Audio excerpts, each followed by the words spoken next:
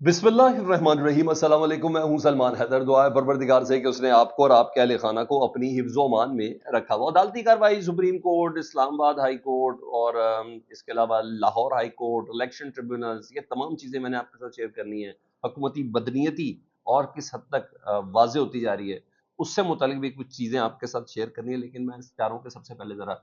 तो हमारे सिंगर हैं मलकू, उनसे मुतालिक आपको ज़रा अपडेट दूँ। वो बरतानिया में परफॉर्म करने गए हुए थे और कहा जाता है कि पाकिस्तान तहरीक इंसाफ के जो सपोर्टर्स हैं, वोटर्स हैं, वेल विशर्स हैं, उन्होंने उनको वो नक दा कोका और दीगर उनके गाने कमाल हिट है ना जी। तो उसके लिए उन्होंने ज़रा थोड़ा सा उधर की पब्लिक को ज़रा मोटिवेट करने के लिए और थोड़ा ज़रा जज्बे को जगाने के लिए ना उन्होंने मलकू को बुलाया हुआ था जी। और वो कुछ अरसे से बरतानिया में ही मुकीम थे, वहाँ परफॉर्म कर रहे थे। तो उनके साथ ना वहाँ मैं कहता हूँ कि हाथ हो गया मलकू साहब को, या कानून का नहीं पता या लोगों ने उनको नहीं बताया। बहरहाल पाकिस्तान तहरीक इंसाफ के उधर के सपोर्टर्स वोटर्स पाकिस्तानियों ने बेसिकली उनको 3 जगहों पर परफॉर्म करवाया। और यूके में ज़ाहिर बात है आपको एनओसी रिक्वायर्ड होता है जब आपने परफॉर्म करना, जिन जिन जगहों पे परफॉर्म करना हो, क्योंकि पब्लिक गैदरिंग सिक्योरिटी ये सब चीज़ें मैटर करती है ना। तो एनओसी नहीं था, तो अब गवर्नमेंट ने मलकू पे यूके में दाखिले पर ना 10 साल की पाबंदी लगा दी है। तो ये हुआ है। और इमिग्रेशन कवानीन की पासदारी ना करने पर उन पर 10 साल की पाबंदी आयद की गई। डेफिनेटली वो अपील वगैरह में जाएंगे, लेकिन बहरहाल इस वक्त पाबंदी लगी। अब आऊँ ज़रा मैं अपनी उन तमाम चीज़ों पे जिस पे मैं कह रहा था कि हुकूमत की बदनीयती, अदालती फैसले पर अमल ना करना, निज़ाम को दरम भरम करने की पूरी कोशिश जो है, ये मैं नहीं कह रहा, ये बड़े बड़े वकला, कानूनदान, साबिक जज, इवन शाइक उस्मानी साहब से मेरी बात हुई जस्टिस से, सब यही कह रहे हैं कि ये हो ही नहीं सकता कि सुप्रीम कोर्ट के फैसले पर यह हुकूमत अमल ना करे, हो ही नहीं सकता।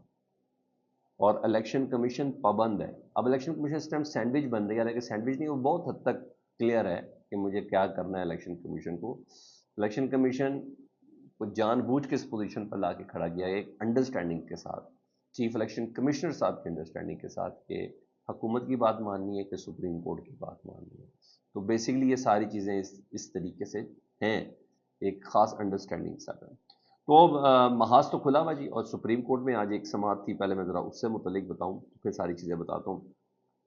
इलेक्शन ट्रिब्यूनल केस ना, जिसकी बिना पर पाकिस्तान तहरीक इंसाफ की सीटें उनको मिलनी है, फॉर्म 45 और 47 वाली। और आपको पता है कि लाहौर हाई कोर्ट के जो जस्टिस थे, जस्टिस शहजाद साहब, वो जो अब सुप्रीम कोर्ट में चले गए हैं, तो उन्होंने ट्रिब्यूनल्स 8 बनाए थे। उन 8 ट्रिब्यूनल्स को काम से रोका। इलेक्शन कमीशन ने रिटायर्ड जजेस पे कहा कि ट्रिब्यूनल बनाए जाएंगे, और उन्होंने रिटायर्ड जजेस को बनाया। फिर उस पर स्टे हुआ, क्योंकि वो चाहते हैं ना कि रिटायर्ड जजेस से अपनी मर्जी के ट्रिब्यूनल बना के फैसले करके फारिग कर दें। नवाज शरीफ साहब की भी सीट क्लियर करें, मरियम नवाज साहबा की भी क्लियर करें, हमजा शहबाज की भी क्लियर करें, और सबसे बड़ी बात ओन चौधरी की सीट क्लियर करें। ये तमाम चीज़ें हैं, और फिलहाल पूरे पंजाब की बहुत सी दरख्वास्तें हैं जी इनके अंदर। तो आज वो केस था जी, समाअत हुई। तो सुप्रीम कोर्ट के चीफ जस्टिस साहब, जस्टिस काजी फाइजा साहब की सरवाई में ये समाअत थी। और समाअत के दौरान अहम डेवलपमेंट ये हुई कि पाकिस्तान तहरीक इंसाफ के वकील जो हैं सलमान अकरम राजा, आमिर खान साहब के थ्रू पेश हुए थे, पटिशनर वो थे। तो उन्होंने सबसे पहले काजी फाइजा साहब पे एतराज़ कर दिया। उन्होंने कहा हमें आप पर एतमाद ही नहीं है, आप इस केस में ना शामिल हो। और वैसे भी पाकिस्तान तहरीक इंसाफ का ऑफिशियल स्टांस है, इमरान खान साहब का भी स्टांस है। तो काजी साहब ने कहा नहीं नहीं, आप अपनी सीट पर जाके बैठे, आप चाहें तो आप इस दरख्वास्त से लैदा हो जाए, मैंने इस बेंच से लैदा नहीं होना। ये काजी साहब ने कहा, और फिर शुरू हो गया काम। और अब फैसला महफूज कर लिया गया। उन्होंने कहा आज के दिन शॉर्ट ऑर्डर भी नहीं आ सकता, ये कहा काजी फाइज साहब तो। लेकिन इलेक्शन कमीशन के वकील ने बता दिया कि हमारी पंजाब के चीफ जस्टिस जो आलिया नीलम साहब, उनसे क्या अंडरस्टैंडिंग हुई है। उन्होंने कहा पंजाब में 4 ट्रिब्यूनल ऑलरेडी मौजूद है, जो इस हाई कोर्ट के हैं 4 ट्रिब्यूनल, और 4 ट्रिब्यूनल ना इलेक्शन कमीशन देगा। यानी इलेक्शन कमीशन 4 अपनी मर्जी के जज, रिटायर्ड जजेस पे ट्रिब्यूनल बनाएगा, वो अपनी मर्जी के फैसले लेगा। ये नहीं बता दिया कि हमारी यहाँ चीज़ें, और मुशावरत के बाद बताया कि हमारी ये बात हुई है, और उसके बाद ये बात बताई जा रही। तो बहरहाल चले, पूरी नहीं तो कुछ नशस्तें। कैसी बात है, कानून या 2 है या 4 है, एक चीज़ है ना, या इलेक्शन कमीशन को बनाने दे, हमें पता चल जाएगी पूरी पाकिस्तान के अंदर ना अब किसी किस्म की कोई गुंजाइश नहीं है हक और इंसाफ की, या पूरा हाई कोर्ट को बनाना देते हैं। آج قاضی صاحب بہت ایک دم سرنڈر ہو جاتے ہیں نا قانونوں کے سامنے، اور وہ بس وہ بڑا کمال کام ہوتا ہے، وہ بھی ان کے اوپر ختم ہے ساری ایکٹنگ۔ لیکن بہرحال نوٹیفیکیشن پر آج قاضی فائز صاحب نے کہہ دیا ہے، اور انہوں نے کہا ہے الیکشن کمیشن ٹریبونلز کے نوٹیفیکیشن پر آج سے ہی کام شروع کر دے، یعنی بنائے جلدی سے 4 ریٹائرڈ ججز کا ٹریبونل بنائے، جلدی سے بنائے الیکشن کمیشن، فیصلے کروانے ہیں۔ 32 دن رہ گئے نا قاضی صاحب کے پاس، انہوں نے الیکشن کمیشن کو حکم بھی دے دیا ہے، حکم ابھی ہمارا ابھی شارٹ آرڈر نہیں ہے، لیکن اب کام شروع کریں، فوراً ٹریبونل بنا دیں، اور مطلب مرضی کے ٹریبونل لگائیں اور مرضی کے فیصلے لیں۔ اور یہاں بھی انہوں نے بتایا اپنی بڑی بے بسی ظاہر کی کہ اب کیا کریں، آئین بنانے والوں نے ہی الیکشن کمیشن کو اختیارات دیے ہیں، وہ چاہیں تو الیکشن کمیشن کو ہی ختم کر دیں، الیکشن کمیشن کا کام الیکشن کرانا ہے، وہ کر رہا ہے، اور اگر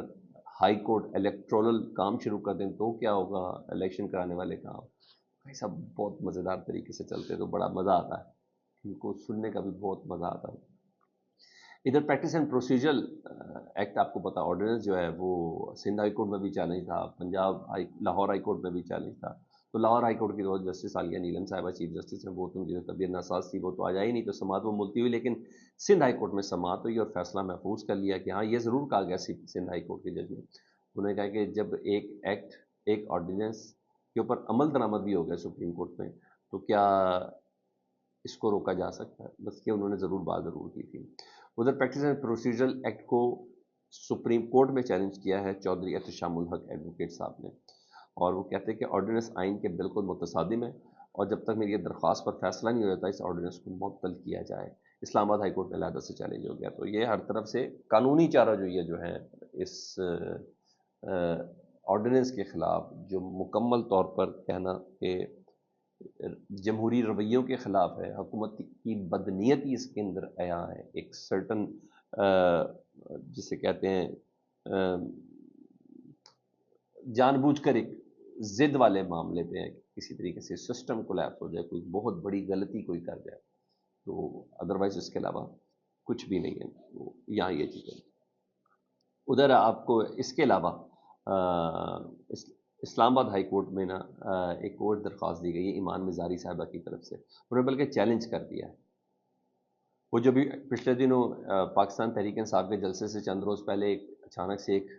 ایکٹ نہیں پاس کرایا گیا تھا، قانون پاس کرایا گیا تھا کہ جو اسلام آباد میں بغیر اجازت جلسہ کرے گا اس کو 3 سال قید ہو جائے گی، جو دوسری بار کرے گا اس کو 10 سال قید ہو جائے گی اور جرمانہ ہو جائے گا، جس کی بنا پر پارلیمنٹ کے اندر سارے گھس گئے تھے، پھر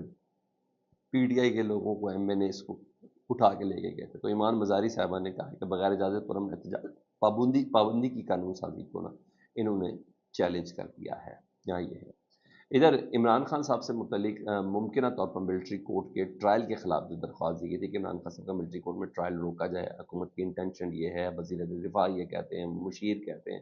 اور آئی ایس پی آر کی پریس کانفرنسز کا بھی امپیکٹ یہی ہے کہ عمران خان صاحب کو ان کی ملٹری کورٹ سے ٹرائل کیا جائے گا، تو عدالت نے پچھلی سماعت میں جواب مانگا تھا، وہ جواب آج وفاق نے جمع کرایا، حکومت نے جمع کرایا، انہیں کہ عمران خان صاحب کا ابھی فی الحال ملٹری ٹرائل کا کسی قسم کا کوئی فیصلہ نہیں ہوا، اگر فیصلہ ہوا تو رول 549 کے تحت ہوگا اور مکمل پروسیجر کو فالو کیا جائے گا، مجسٹریٹ سے درخواست کی جائے گی اور اس کے دوران ہی ہوگا، اور چیلنج کرنے کا پورا حق ہوگا، مجسٹریٹ نے اگر اجازت دے دی تو پھر اسلام آباد ہائی کورٹ، پھر سپریم کورٹ، ان تمام میں چیلنج کرنے کا موقع ملے گا، یعنی قانونی مزاحمت کا موقع دیا جائے گا، آج حکومت کی طرف سے یہ موقف آیا ہے۔ ادھر مریم نواز صاحبہ اور گورنر پنجاب جو ہیں، وزیر اعلیٰ گورنر پنجاب میں، ان میں ٹھن گئی ہے جی، اور ایک چھوٹی سی ہسٹری ہے وہ میں آپ کو بتا دیتا ہوں، وہ آڈیو شاڈیو بھی آئی تھی کہ میں کیسے کروں، جس نے میرے باپ کو لٹانے کی بات کی ہو، پیٹ پاڑنے کی بات کی ہو، نواز شریف صاحب کی کرپشن کی بات کی ہو مریم صاحبہ کے اندر، تو وہ تو ہے بیٹی کا باپ کے حوالے سے تو ڈیفینیٹلی وہ ریزرویشن بنتی بھی ہے،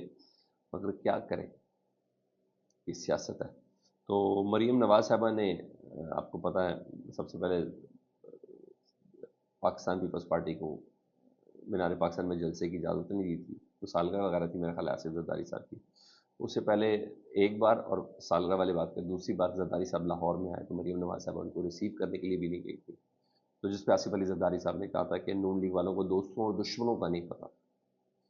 تو غصے کا اظہار کیا تھا، اور مجھے لگتا ہے کہ پیپلز پارٹی کی قیادت سے پوچھ کر ہی گورنر صاحب نے ہلکی ہلکی ڈھولکی بجانا شروع کیے، کیونکہ گورنر صاحب پیپلز پارٹی کے، اور انہوں نے ہلکا ہلکا تنگ کرنا شروع کر دیا، کیونکہ